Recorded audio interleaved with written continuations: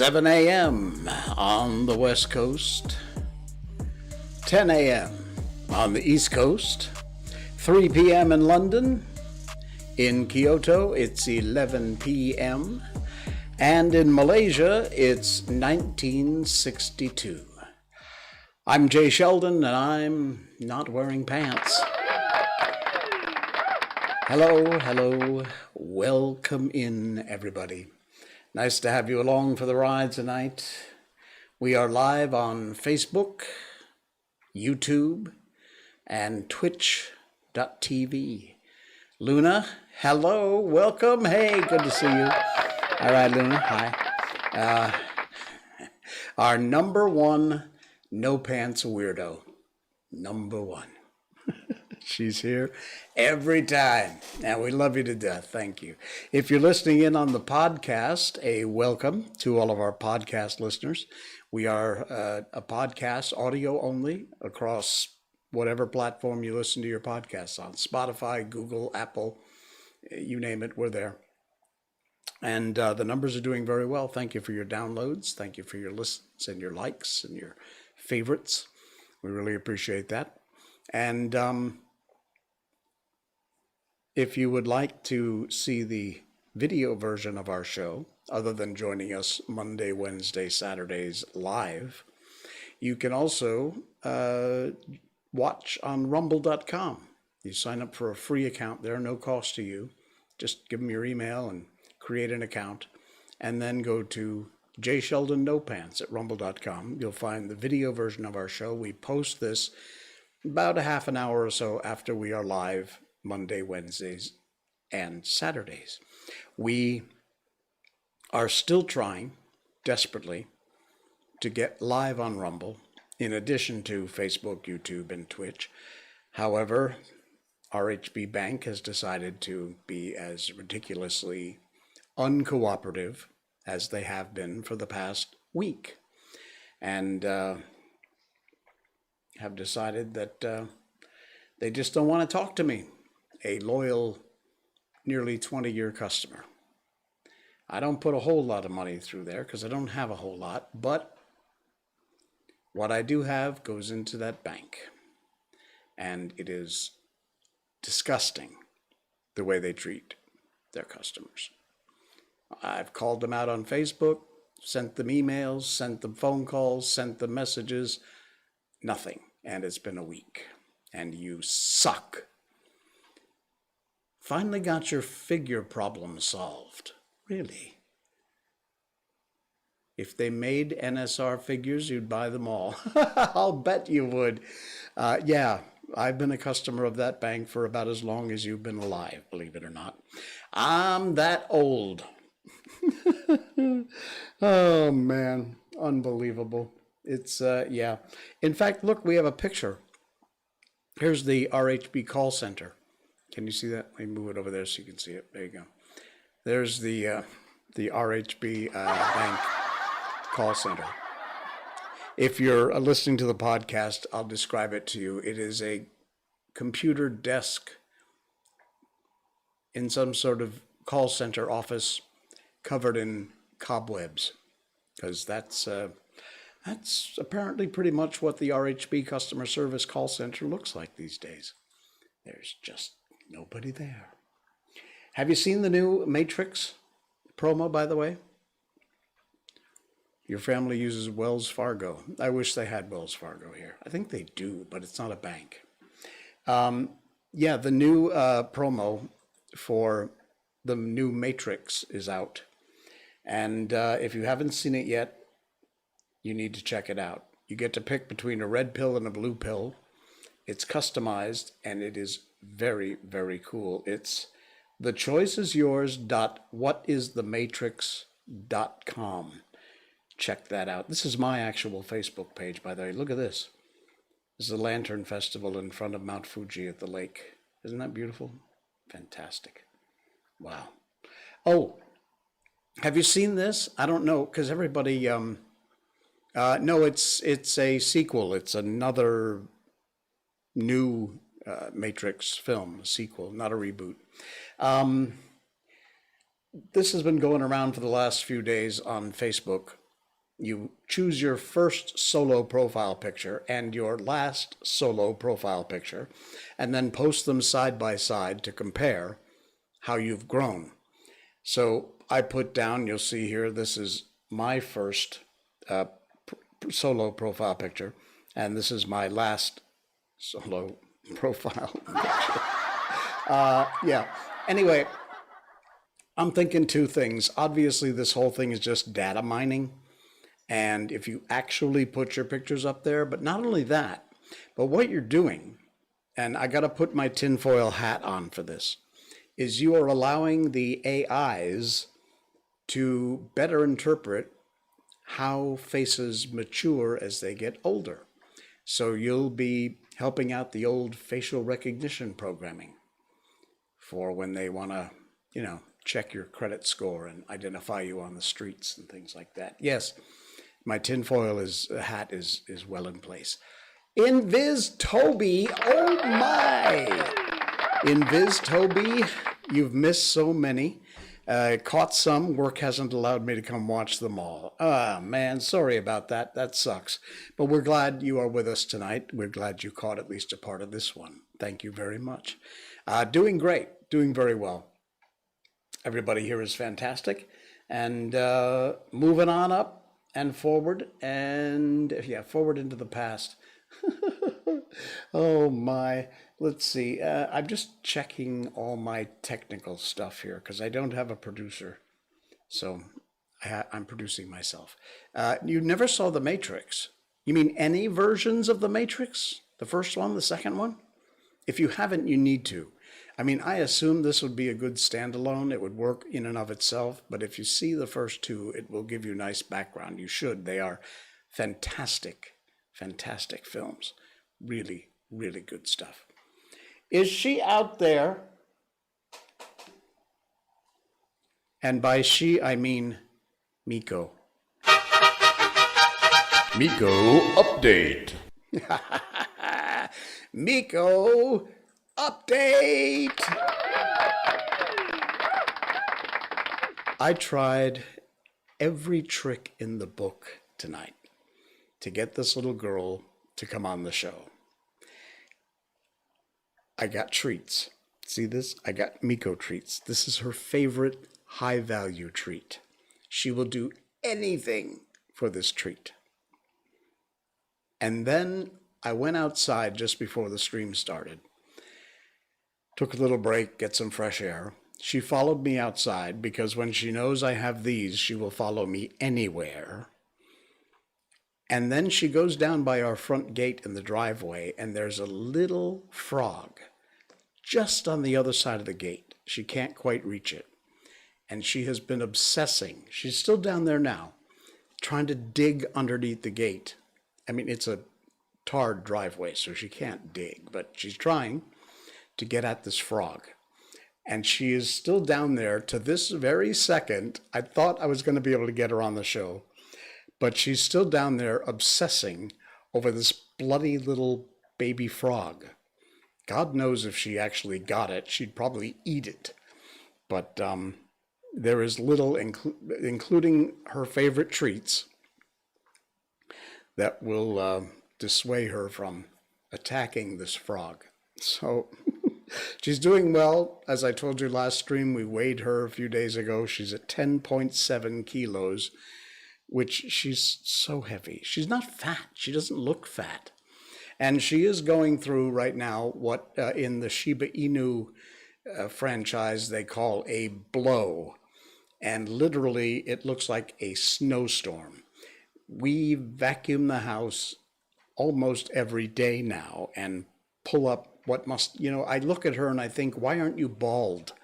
There is so much fur that falls off of her. And, you pet her and it snows. It's insane. So anyway, we're going to move ahead with our topics tonight. And if she remembers that she has some of her favorite treats here in the studio, she will probably pop by, in which case we'll take a break and we'll get her on the stream for a Miko update part 2. Oh, man. One of our headlines tonight was that people are waking up. And This is a cool story. I don't know if it's true or not, but I know that it's a cool story. Hold on, let me just move this back over here. Here we go. This is from Pepper Romo. He did not write this. I don't know if Pepper's a guy or a girl, but people are waking up. When I was a high school sophomore, decades ago, my world history teacher was Mrs. Holloway, but we called her Granny Holloway. She was a slight woman, scarcely 5 feet tall, seemingly fragile but full of vim and vinegar. You know the type. She could speak for hours about the fall of the Roman Empire, the Inquisition, the Industrial Revolution, and world wars. She never sat while she lectured, never stood at a lectern, but moved around the room, making eye contact with all of her students. She was demanding, too. I can't remember how many papers were sent back to me because she would note, quote, "You can do better than this, Ms. Shaw." Oh, okay, so I guess Pepper is a woman. One day during class, an office aide interrupted her lecture and handed her a note. She read it silently, apologized, and said she needed to leave the room. We knew it had to be important because Granny Holloway stopped lectures for no one. We sat in the room, talked to one another, and then the door opened, and in walked Mrs. Abels, another teacher in our high school. She explained to us that Granny had been faced with an emergency, a serious one, and it was doubtful she would be returning to finish out the semester. We were all stunned.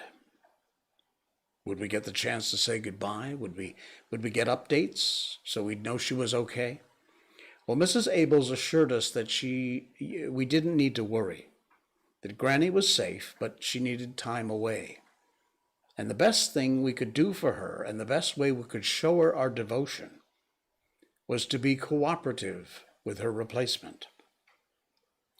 Mrs. Abels confirmed she'd been asked and had agreed to step in as Granny's replacement. "Cheer up," she told us. "This could be a good thing." Other teachers still believed in endless homework and projects with deadlines and hard work. She would not bring that into our class. Mrs. Abels believed in clean slates. If there were grades we didn't like, she could give us a chance to bring them up.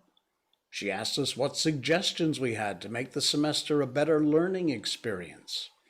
She asked us how we felt about an end-of-semester party. Yeah, sounded good to us, and on Mrs. Abels intently listened and agreed to all of our suggestions, continuously emphasizing that her concern was that we have a good learning experience and enjoy the semester. She also reminded us how lucky we were not to be sent to other classes where they'd be working to catch up, and that, of course, all this was for Granny. And near the end of the period, shortly before the bell rang, the door opened, and Granny sauntered in with her usual Granny Holloway attitude. "How'd they do?" she asked. "Marvelous," said Mrs. Abels. "They were completely in my hands." Granny then faced us and said, "And that, my students, is how a dictator takes over a nation. Not with guns, or tanks, or laws, or mandates. They do it using a poster child, and promises, and gifts, and protection from the enemy." I can't remember a lesson all through 12 years of public school that made such an impression on me and has stayed with me. We are among wolves in sheep's clothing. Many are being deceived with a false light. Stay awake. Buckle up. The wolves in sheep's clothing. Wow. A valuable lesson. Coffee break time. Hey, you want a mug? See Miko? This is Miko mug. This is our show logo. It's a nice big 15-ounce mug, too. You can get that. You can get t-shirts, hats, stickers, mouse pads, go to twitch.tv/jsheldonnopants and check out the merch page. Pretty inexpensive stuff there. It's kind of cool. Check it out. You can order. I've ordered this stuff, and okay, I didn't pay full price. I paid cost because it's my site, but they're pretty reasonably priced. I want to check them out. Are you married? Have you been married? Did you have a wedding ceremony? Did it cost you a bomb? Here in Malaysia, we likely hold some of the world records for ridiculously stupid, insane, overpriced BS weddings. And the thing is, and it's apparently universal, I wouldn't know, but apparently if you get an invite to a wedding, I know here in Malaysia it's true, you are expected to show up. And if you don't show up, you're still expected to give them some sort of a gift. Or around here we call it a red packet, sometimes a green packet, if you know what I mean. But this caught my eye. It's from Upworthy, scoop.upworthy.com, tip of the hat to those folks. And they had a wedding. Let me show you the article here. They had a wedding. Actually, you can't see the whole article, so let me do a little live adjusting here. There we go. Newlyweds create a $240 invoice for wedding guests that didn't show up. We have to hold each other accountable. The groom says it's about accountability. It's about being considerate, explaining why he made the mock invoice. There's actually a picture of the invoice for 240 USD. I assume that's USD. Doug and Deidre Simon tied the knot August 18th. They were expecting a total of 109 people at their destination wedding. Negril, Jamaica. However, when the big day finally came, 8 of their invited guests were nowhere to be found. Since they'd given everyone on the guest list plenty of time to change their RSVPs, the newlyweds wondered why their no-shows couldn't have given them a heads up before the event. People might be unable to make it, which is fine. But then when we got to the actual final head count, we had 109 people total, and we asked everyone, will you be able to make it? And everyone said yes. 4 times, he says, from November to August, they asked if they would be in attendance. Every time, everybody said yes. And if at any time anybody was unable to attend, they would have truly understood. He said it was a destination wedding. They'd paid for all their guests a month in advance and had already forked over the money for the wasted 8 meals. However, it wasn't the financial loss that peeved them the most. We're all on WhatsApp, and none of us got a call or a text from anyone letting them know they wouldn't make it. So this smartass whips up a fake $240 invoice, charging them for the meal they didn't consume. Okay, I'll give them that. If you weren't going to make it, you had plenty of notice. If you already RSVP'd yes, and then you couldn't make it, you should have let them know. But things happen. And like I said, my biggest beef is that here in this country, if you get an invitation, in fact, in Chinese culture, if I'm not mistaken, it's called the red bomb. Because when you get one, you're locked. You're done. Even if you have no intention of showing up at the wedding, you are under this unwritten law obligation that you have got to do something. You got to send them some money, or send them a gift. Usually it's money. But that's why they call those red envelope wedding invitation the red bomb, because that's exactly what it is. Oh, man. I think my wedding ceremony was better. Excuse me. Is Miko down there? Miko, you want a cookie? I'm really trying to get her on the show tonight, if I can. Miko, cookie time. We'll see whether or not she remembers what the cookies smell like. Miko, I got your cookie. Ooh, I hear footsteps on the stairs. This could be good. Miko, look what I got. She's here. Hey, come here. Come here. She's so excited. Come here. Come on. You want one? Oh, how good is that, huh? I got another one. Trust me, this is what it takes to get her to do anything. Want one more? Come. Come. Come. Yes, good girl. Good girl. Come on, I got another one. Come over here. Everybody wants to say hi. What? You hear her? Come here. Oh, get over here. Can you speak? Speak? Speak. Speak. Louder. Big one. Speak. Ah, there you go. Good girl. Come on. Come here. Good girl. Good girl. All right, come here. Come here, you monster. Come here, you monster. She's just absolutely refusing. Are you going to keep doing that? Huh? Now you're in trouble. Now you're in trouble. Come on, let's go. Hey, it's dead air, pal. You got about 2 minutes to get in here. Hey, I got one. You want one? Come here. Come over here. Come here. Come here.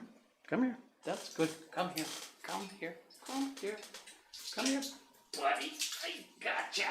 Ha ha. So there. You thought you could get away, didn't you? There you go. All right. Oh my God, this is what 10.7 kilos looks like. You hear her breathing? She's so out of breath. Where'd your cookie go? I got it. I got it. Oh, yeah, nice, huh? Nice. Let's move that mic. There we go. Oh, I know. You weigh a ton, dog. You are a beast. Can you say hi to everybody out there? Can you say hi? Say hi. Go say hi. Hi. Why are you breathing so hard? Did you catch the frog? Did you catch the frog? All right, crazy girl. You ready to go? At least we got her on the show. Are you ready? You be good, okay? All right, bud. There you go. Oh. Ugh. See what I mean about the hair? It's everywhere. That was it. I don't have any more. I'm sorry. You're all done. You're all done. All right. Oh, man. Good girl. And now I'm covered in hair and dog goo. You know, I couldn't get you in here before. Now you won't leave. All right. Let me get back into position here. It is impossible with her. Okay. I have a description of rednecks for you coming up. Thank you, Miko. Next time. Stop fighting me. Okay. Jeff Foxworthy. If you don't remember, he is a comedian from a long time ago. And he used to do a thing called You Might Be a Redneck. Very funny routine from this stand-up comedian, Jeff Foxworthy. Got a lot of fans around, but forget about rednecks, folks. Jeff actually has come out with something near and dear to my heart. And this hits home because I am a New Englander. I was born and raised in Connecticut, which is the southernmost part of what's called New England. It's the northeast foot, or sort of foot, that goes up above New York, Connecticut, Rhode Island, Massachusetts, New Hampshire, Vermont, Maine, or Maine, Vermont, New Hampshire. And those states are known as New England. It's some of the first places that people landed from England. A lot of towns there are called after towns. In fact, my hometown is Cornwall, Connecticut, which is named, if I'm not mistaken, after Cornwall in England.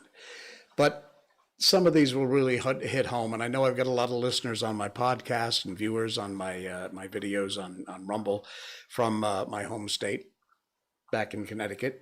So if someone at a Home Depot store offers you assistance and they don't work there, you live in New England.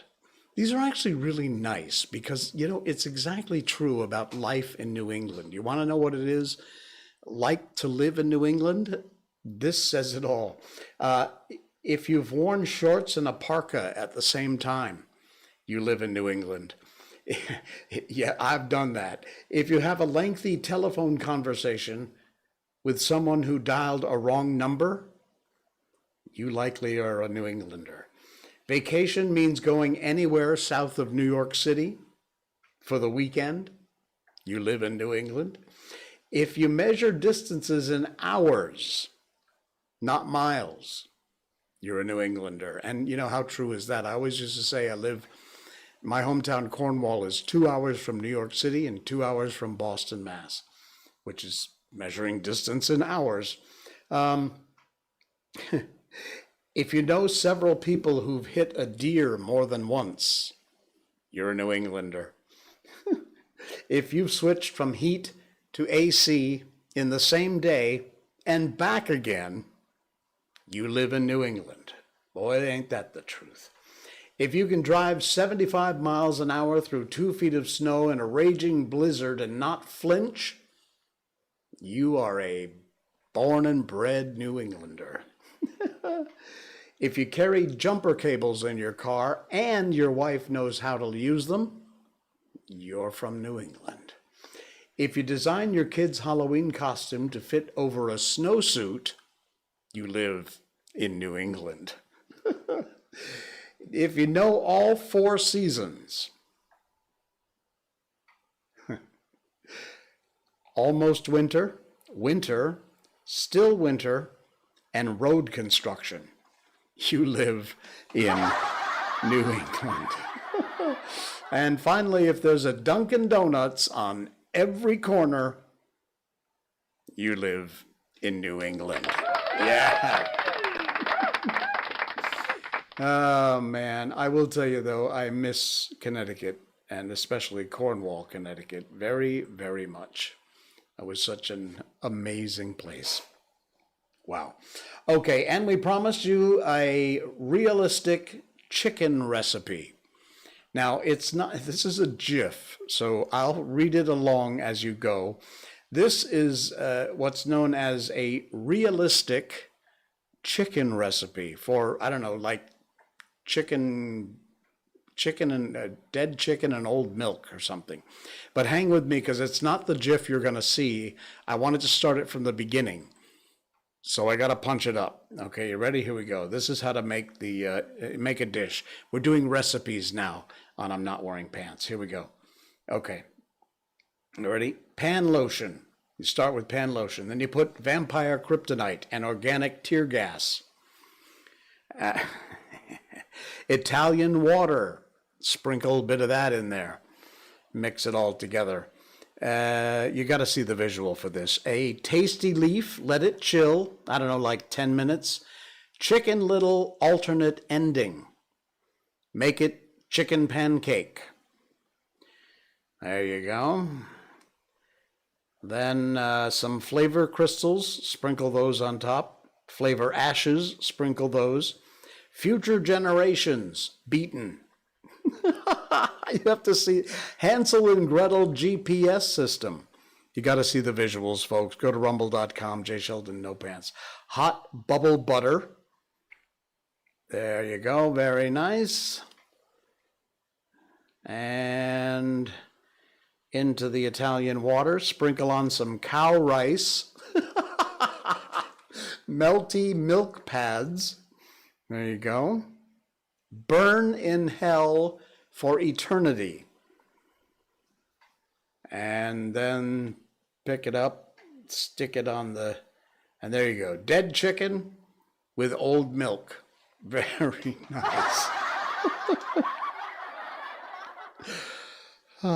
If they called things what they really were, right? All right, I got one more, and it's a quick one. It's from our friend Serena, because she always manages to put something up that makes me giggle, and this certainly did that. After tonight's show, this is more true than ever. I've been to a lot of places, but I've never been in cahoots. Apparently, you can't go there alone. You have to be in cahoots with someone. I've also never been incognito either. I hear no one recognizes you there. I have, however, been insane. They don't have an airport. You have to be driven there. And I've made several trips. Oh, yeah. Thank you, Serena. Serena Lee. One of the craziest friends I have, and love you to death. Cool. Is it time? It is time, I think. It's time to move on and up and over to our book.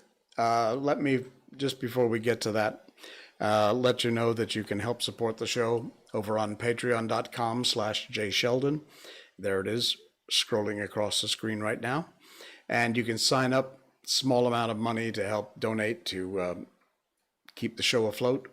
And also you can have access, if you're at a second tier level on Patreon, to all of our books that we've done, all the classic books we get from the Gutenberg Project. We read them chapter at a time or a section at a time. And we go through them all till we get to the end. At the moment, we are doing The War of the Worlds, which is H.G. Wells' amazing classic book. The War of the Worlds. It was very first serialized back in 1897, both in the UK and in the US, in magazines. And the first novel of H.G. Wells' War of the Worlds was first published back in 1898. So what is that? 1998? That's well over 120-something years ago. Amazing. And it still holds up today, believe it or not. It's incredible. All right, so we will move on and move up and move into the War of the Worlds. We are at Chapter 7, How I Reached Home. For my own part, I remember nothing of my flight except the stress of blundering through the trees and stumbling through the heather. All about me gathered the invisible terrors of the Martians. That pitiless sword of heat seemed to whirl to and fro, flourishing overhead before it descended, and smote me out of life. I came into the road between the crossroads and Horsell, and ran along to this little crossroad. At last, I could go no further. I was exhausted with the violence of my emotion and of my flight, and I staggered and fell by the wayside. That was near the bridge that crosses the canal by the gasworks. I fell and lay still. I must have remained there some time. I sat up, strangely perplexed. For a moment, perhaps, I could not clearly understand how I came there. My terror had fallen from me like a garment. My hat was gone. My collar had burst away from its fastener. A few minutes before, there had only been 3 real things before me: the immensity of the night and space and nature, my own feebleness and anguish, and the near approach of death.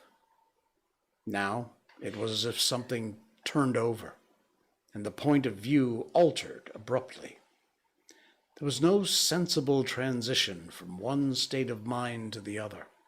I was immediately the self of every day again, and a decent, ordinary citizen. The silent common, the impulse of my flight, the starting flames, they were as if they'd been in a dream.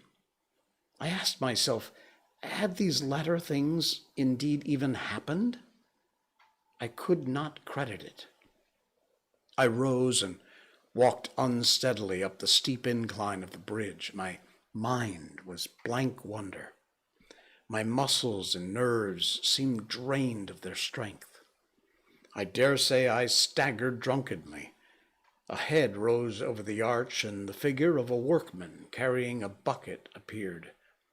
Beside him ran a little boy.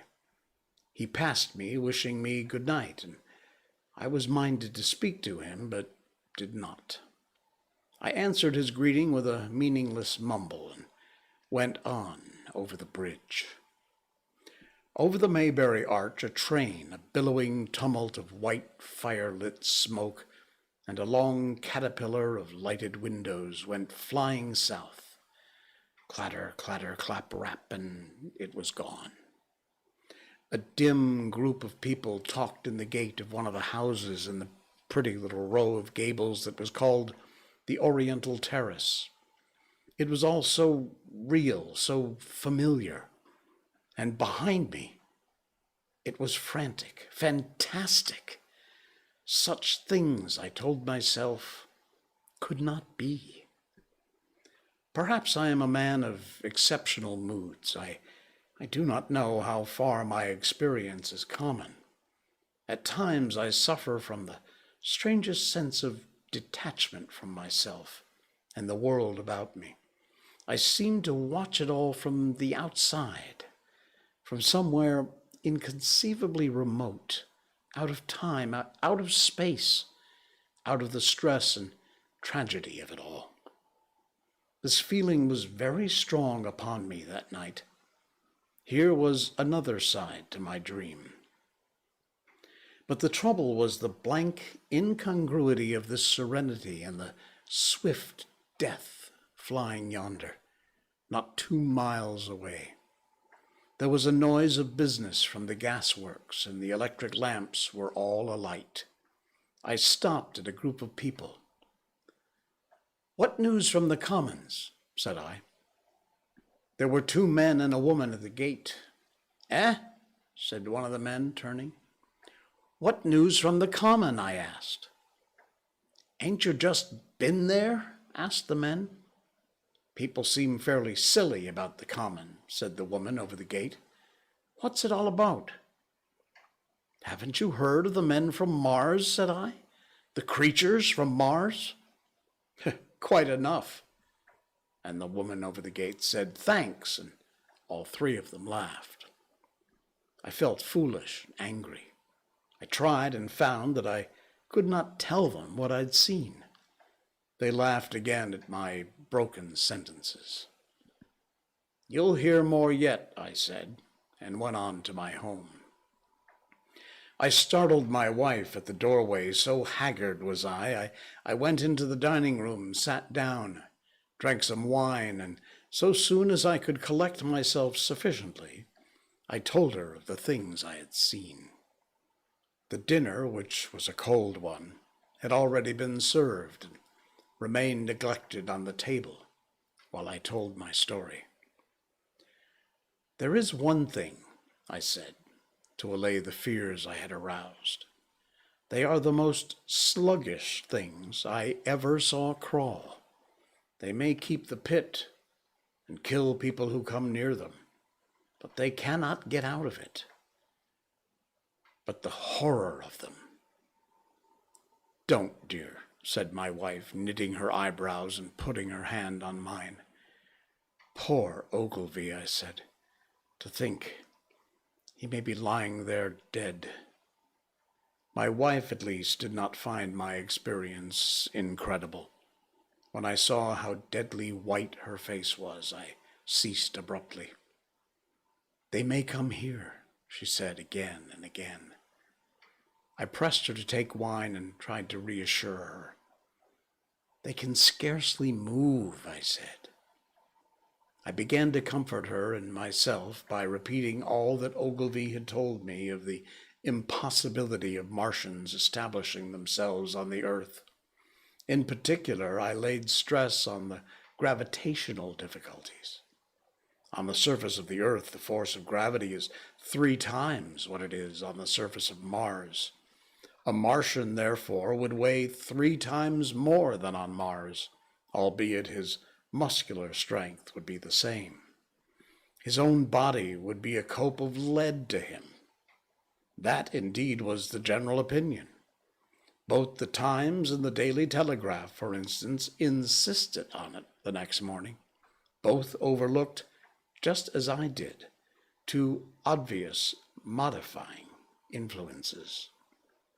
The atmosphere of the Earth, we know now, contains far more oxygen and far less argon, whichever way one likes to put it, than does Mars. The invigorating influences of this excess of oxygen upon the Martians indisputably did much to counterbalance the increased weight of their bodies. And in the second place, we all overlooked the fact that such mechanical intelligence as the Martians possess was quite able to dispense with muscular exertion at a pinch. But I did not consider these points at the time, and so my reasoning was dead against the chances of the invaders. With wine and food and confidence of my own table and the necessity of reassuring my wife, I grew by insensible degrees courageous and secure. "They've done a foolish thing," said I, fingering my wine glass. They're dangerous because no doubt they're mad with terror. Perhaps they expect to find no living things, certainly no intelligent living things. "A shell in the pit," said I, "if the worst comes to the worst, will kill them all." The intense excitement of the events had no doubt left my perceptive powers in a state of erethism. I remember that dinner table with extraordinary vividness, even now. My dear wife's sweet, anxious face peering at me from under the pink lampshade, the white cloth with its silver and glass table furniture. For in those days, even philosophical writers had many little luxuries. The crimson purple wine in my glass are photographically distinct. At the end of it, I sat, tempering nuts with a cigarette, regretting Ogilvy's rashness and denouncing the short-sighted timidity of the Martians. So some respectable dodo in the Martians might have lorded it in his nest and discussed the arrival of that ship full of pitiless sailors in want of animal food. "We will peck them to death tomorrow, my dear." I did not know it, but that was to be the last civilized dinner I was to eat for many strange and terrible days. Wow, what a setup. Next time we'll move on to chapter 8, which is simply called Friday Night. Goodness me. The War of the Worlds by H.G. Wells. All right, guys, thanks a bunch. Thanks for joining us. We will see you again on Saturday night. Thank you, Miko, for finally showing up to the stream tonight. Don't forget patreon.com/jsheldon and rumble.com/jsheldonnopants, where you can watch our video show and hopefully, hey, active! I am glad you just got here, but sadly, we are just going. So I told you, 10 o'clock, you're late. No, it's great to have you along. Thanks for the subscribe. I really appreciate it. So yes, if you are listening to the podcast, go to rumble.com/jsheldonnopants. You'll find all of our videos there. Sign up. It's all free, no cost, free accounts. Cool space too. That page is got some incredible videos on it. And hopefully we'll get to be live there as soon as RHB gets off its ass and decides they want to talk to me. We'll see. I will see you again Saturday night. Thanks, everybody. Thanks, Atif, for joining. As late as you were, I'm Jay Sheldon, and I'm not wearing pants. Good night.